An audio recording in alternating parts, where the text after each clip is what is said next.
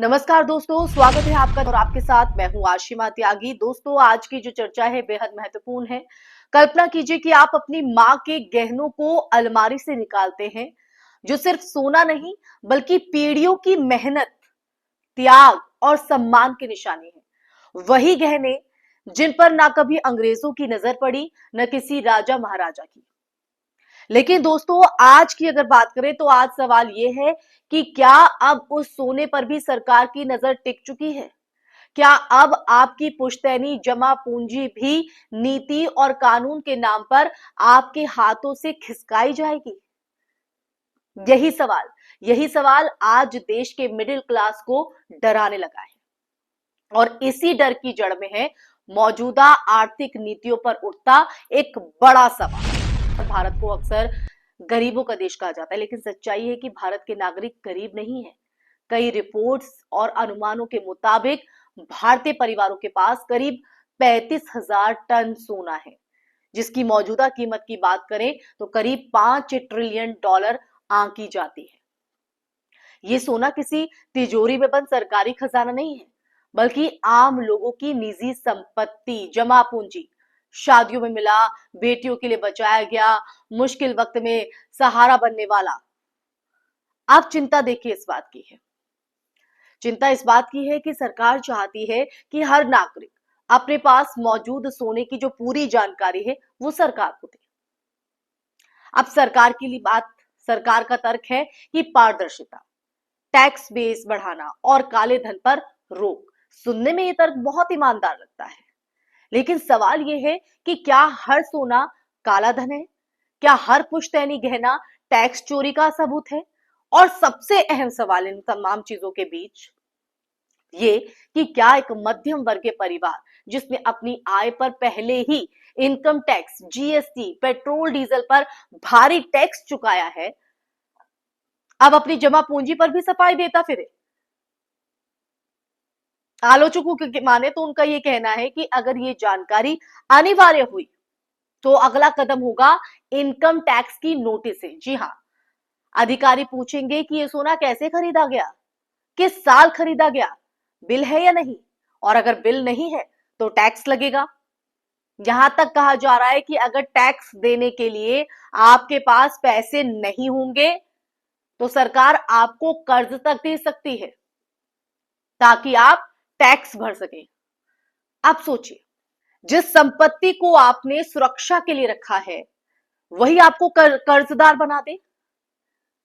इतिहास पर नजर डालिए दोस्तों, इतिहास हमें बहुत कुछ सिखाता है।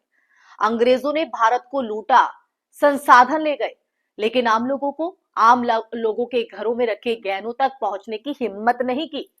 आजादी के बाद भी दशकों तक सरकारों ने निजी सोने को जो है सीधे निशाना नहीं बनाया। लेकिन आज माहौल बदलता दिख रहा है। आलोचक पूछ रहे हैं कि क्या ये आर्थिक सुधार है या मिडिल क्लास पर आखिरी वार? अब आप सोच रहे होंगे ये सवाल क्यों? क्योंकि सरकार समर्थक कहते हैं कि डर फैलाया जा रहा है कि अभी कोई सीधा कानून नहीं आया है। लेकिन भारत का मिडिल क्लास अनुभव से डरता है।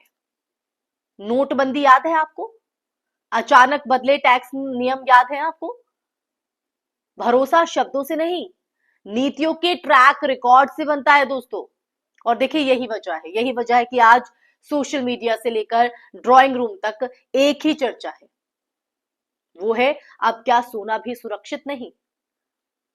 इस बहस के सेंटर में दोस्तों नरेंद्र मोदी की सरकार, जो एक तरफ आत्मनिर्भर भारत की बात करती है, लेकिन उसका बेस क्या है? वहीं दूसरी तरफ लोगों की निजी संपत्ति पर निगाह रखने की योजना से सवालों में घिर जाती है। क्या विकास का मतलब यह है कि सरकार नागरिकों की आखिरी जमा पूंजी तक गिनने लगे, या विकास का मतलब भरोसा पैदा करना होता है ताकि लोग खुद अर्थव्यवस्था में निवेश करें? तो दोस्तों, आखिर में सवाल बहुत सीधा है, बहुत सीधा। क्या भारत का मिडिल क्लास सिर्फ टैक्स देने की मशीन बनकर रह गया है? आप ही बताइए। पहले आमदनी पर टैक्स, फिर खर्च पर टैक्स, टैक्स और बजट पर भी शक। अगर यही रास्ता है तो आने वाले समय में लोग बचत से डरेंगे, निवेश से डरेंगे, और यही डर किसी भी अर्थव्यवस्था के लिए सबसे खतरनाक होता है दोस्तों, सबसे खतरनाक।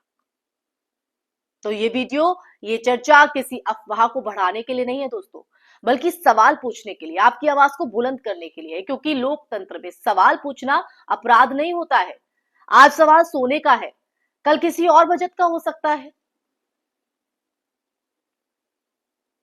इसलिए दोस्तों जरूरी है कि हम भावनाओं में नहीं, तथ्यों पर बात करें, लेकिन आंख बंद करके भरोसा भी ना करें। यह हमारे लिए बेहतर होगा, क्योंकि इतिहास गवाह है, जब जब मिडिल क्लास चुप रहा है, तब तब सबसे ज्यादा कीमत उसी भरोसे ने चुकाई है, उसी चुप्पी ने चुकाई है।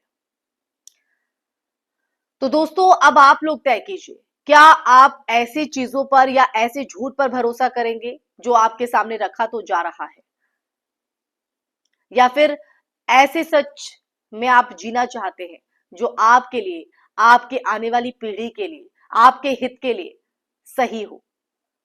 तो दोस्तों अब आप तय कीजिए, आपको आवाज उठानी है या चुप रहना है, सवाल करना है या फिर ऐसे ही झूठ में जीते रहना है।